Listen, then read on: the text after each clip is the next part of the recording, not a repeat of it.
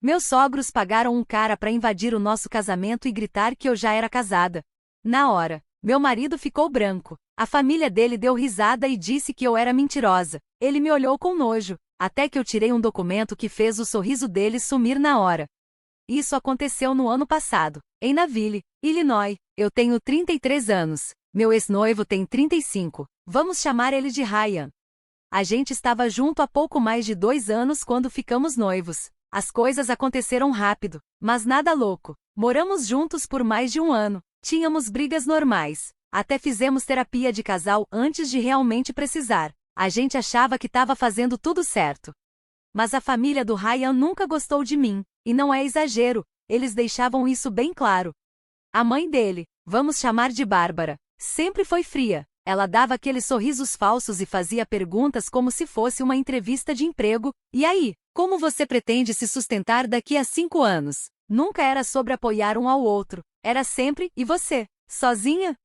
A irmã dele, a Clá, era pior ainda. Imagina a Regina George, mas mais velha, amarga e não tão esperta quanto acha que é.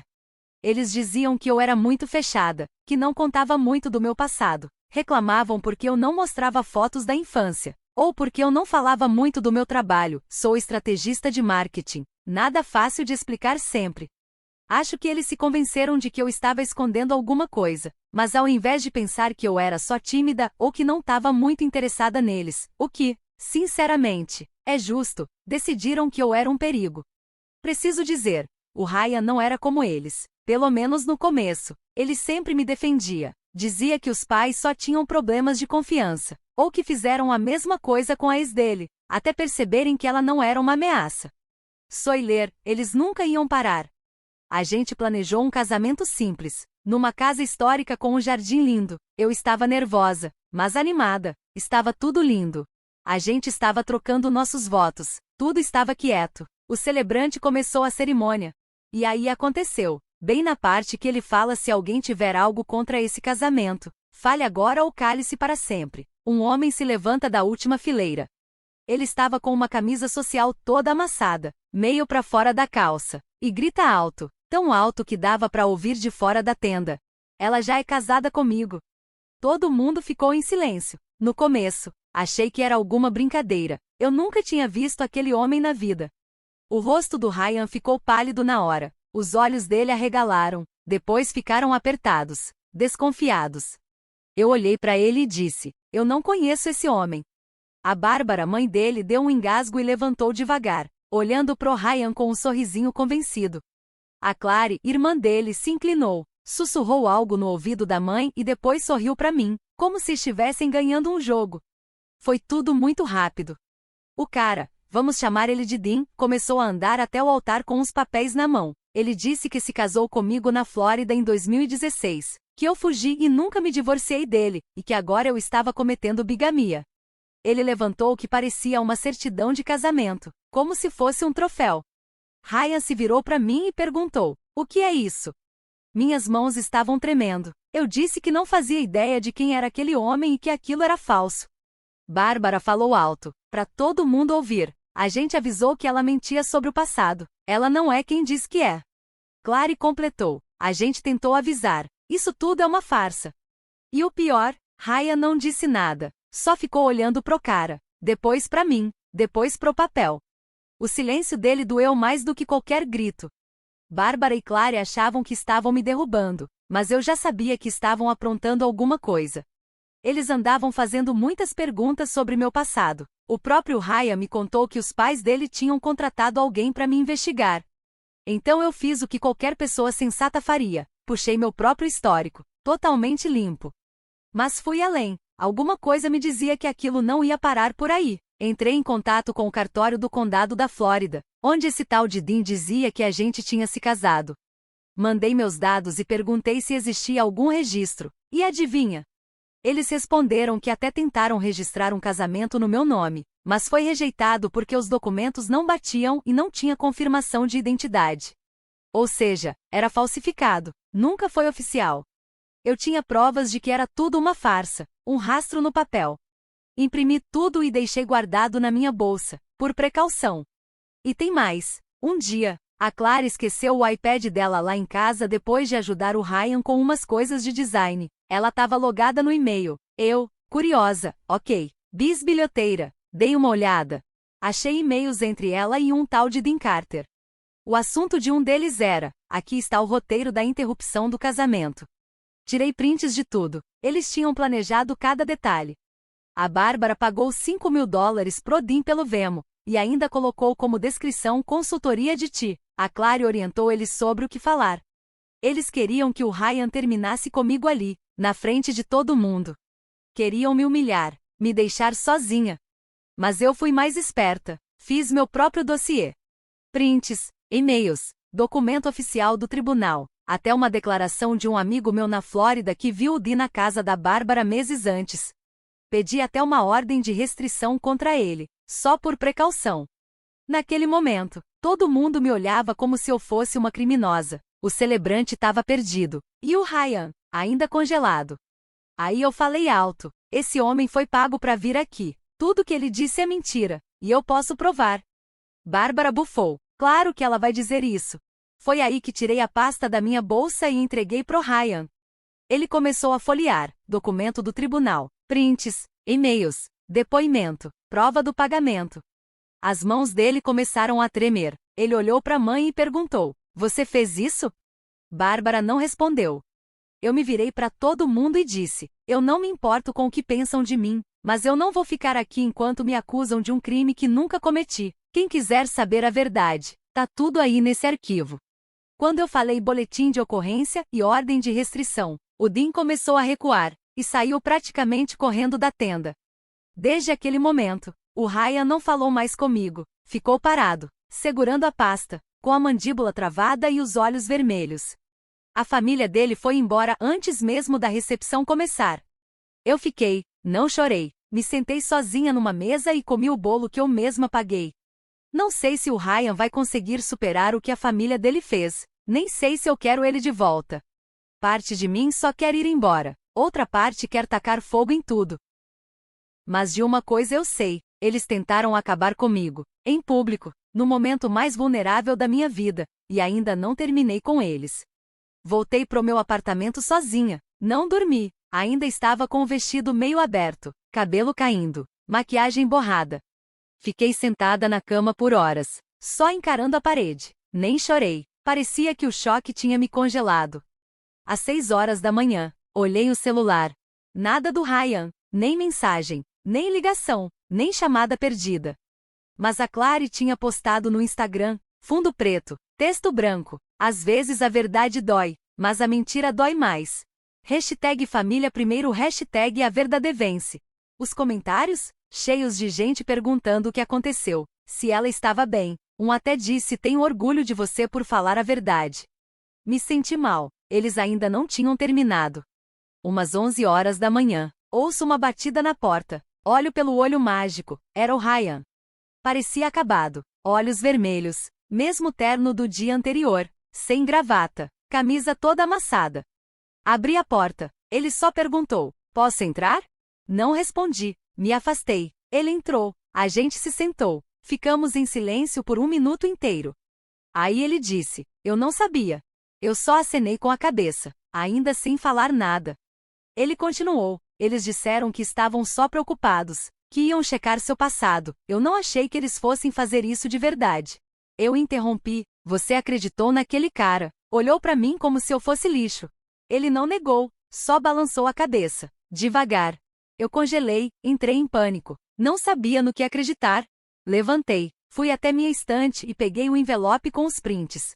Joguei em cima da mesa. Então você devia ter perguntado, não me deixado me afogar ali sozinha. Ryan disse que queria consertar as coisas, que cortou contato com a Bárbara e a Clary, pelo menos por enquanto. Perguntou se a gente podia ir viajar, clarear a cabeça.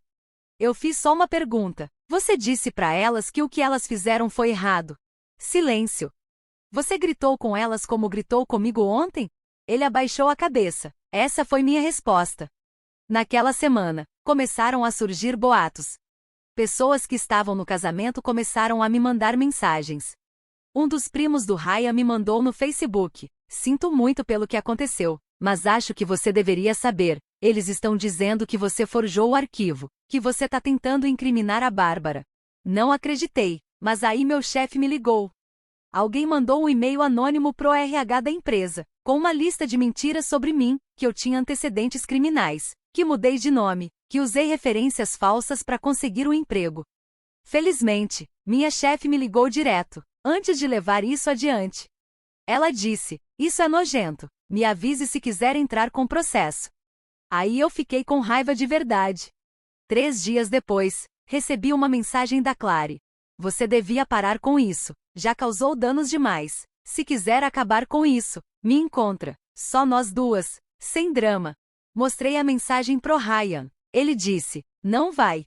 Mas eu precisava ir, precisava ouvir da boca dela. A gente se encontrou num restaurante na Rota 59, lugar público, seguro. Gravei tudo no meu celular, só por precaução. Ela entrou como se fosse a dona do lugar, sentou na minha frente tomando um smoothie caro, agindo como se nada estivesse errado. Se inclinou e falou: "Você não vai ganhar. A gente protege o Ryan. Você envergonhou ele, envergonhou nossa família, e agora quer se fazer de vítima." Eu nem reagi. Ela continuou: "Você acha que um dossiê e uns prints te fazem parecer esperta? Só mostra o quanto você tá desesperada." E então, ela disse o que eu já imaginava, em voz alta. "O Dean era amigo de um amigo. A gente pagou ele. A gente nunca achou que ele ia mesmo aparecer. Esse não era o plano. Ele se rebelou." Eu falei: "Você mandou um roteiro pra ele." Ela sorriu e disse: "Então prova." Mas eu já tinha provado. Naquela noite, recebi uma ligação. Era o Dean, sim, o cara que apareceu no meu casamento. Ele parecia bêbado, cansado, ou os dois, mas o que ele falou mudou tudo. "Ei, olha, me desculpa, eu não sabia que eles iam tão longe assim."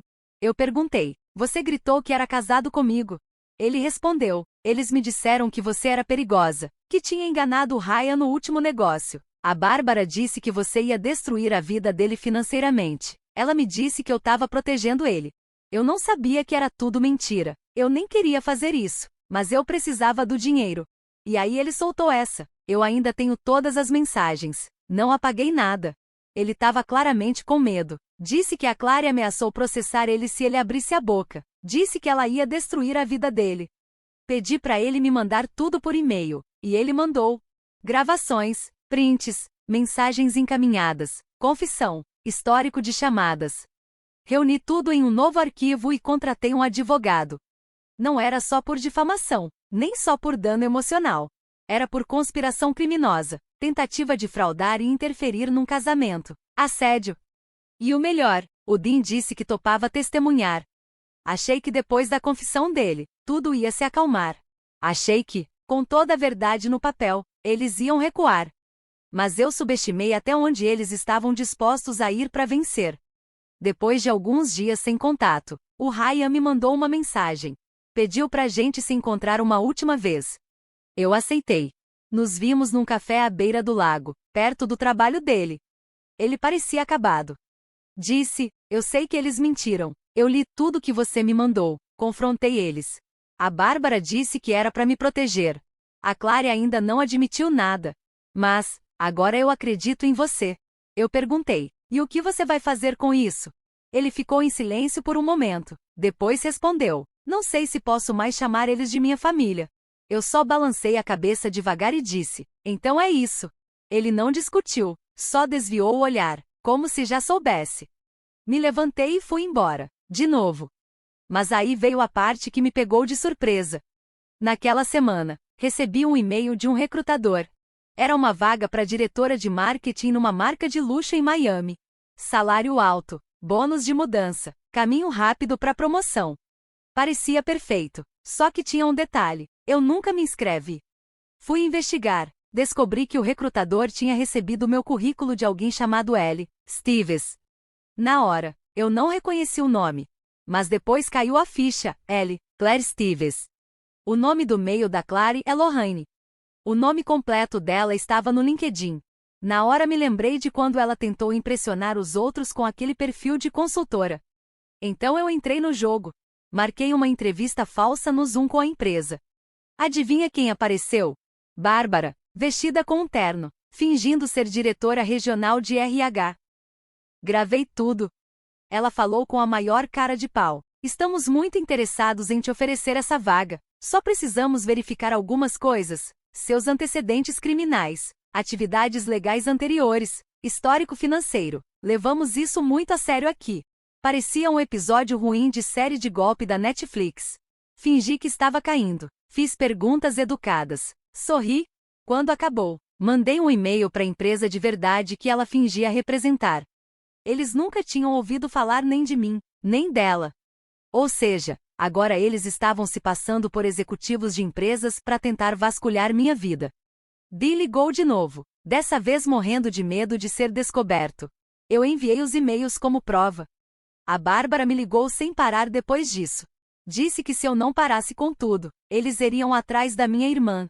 Falou que ela tem um passado complicado e que poderia perder tudo se isso viesse à tona. E aí ela soltou uma bomba que quase me fez derrubar o telefone. A Claire tinha cópias dos meus documentos. Ela mandou pro Dean antes do casamento. Disse que pegou do notebook do Ryan. Usou minha CNH para registrar o site falso do casamento. Falou assim, faz parecer mais real. Eu congelei. Eles não só inventaram toda aquela história falsa. Eles usaram meus dados reais. Devem ter tirado uma foto do meu documento em algum momento, talvez quando compramos passagens, ou quando deixei minha carteira perto da Claire. Aquilo já não era mais só humilhação, era roubo de identidade. Um dia, acordei e tinha um e-mail anônimo na minha caixa, sem assunto. Tinha um anexo, um PDF com prints de conversas entre a Claire e a Bárbara. Tudo vindo de um celular descartável que a Claire usava. Nessas mensagens, ela confessava que contratou o Dean, planejou estragar o casamento e ainda disse que esperava que eu surtasse de vez com o estresse. Uma frase ficou na minha cabeça. Não me importo se ela acabar numa ala psiquiátrica. O Ryan merece coisa melhor. O e-mail veio de uma conta anônima do Proton Mail, sem nome, sem rastro. Mas aí percebi que o Dean estava mesmo virando contra eles, e ele não era o único. Dias depois, uma mulher me mandou mensagem no Instagram. Disse, olha, talvez seja exagero, mas acho que já namorei seu noivo, Ryan, né? Vi o vídeo do casamento que tá rodando por aí. Vídeo? Ela me mandou o link de um grupo privado no Facebook chamado Justice for Ryan. Adivinha quem criou? Claire. Mais de 200 membros. Gente da família, estranhos, todo tipo de pessoa que ela convidou. O grupo era cheio de mentiras. Postagens dizendo, ela tentou se casar com meu irmão enquanto ainda era casada com outro homem na Flórida. Fiquem longe de pessoas como ela. Sociopatas choram alto, mas não quer dizer que estejam certos. Tinha até prints meus do casamento, chorando, confusa, com o cabelo bagunçado. Usaram isso tudo numa campanha de difamação contra mim. A mulher do Instagram disse que a Claire fez a mesma coisa com ela quando ela namorava o Ryan. Falsificou mensagens, fez parecer que ela estava traindo, e espalhou que ela era desequilibrada. Pedi uma declaração, ela topou. E ela também não era a única. Descobri que a Claire fazia isso com todas as mulheres que o Ryan levava a sério. Há anos. Isso tudo nunca foi só sobre mim. Agora eu tenho a confissão do Dean, a gravação da entrevista falsa, provas do roubo de identidade, prints do grupo Justice for Ryan, ex-namoradas dispostas a testemunhar, um advogado de verdade cuidando do processo civil e criminal. Mas o Ryan tá dividido. 2 dias atrás, ele me mandou uma mensagem. Se você continuar com isso, minha família nunca mais vai falar comigo. Eu respondi, então é melhor você escolher rápido, e eu falei sério. Aquilo era para ser só um jantar beneficente. O primo do Ryan trabalha numa ONG e a família organizou um evento em Lake Forest para apoiar o projeto. A maioria das pessoas ali eram amigos da família, algumas, eu nem conhecia.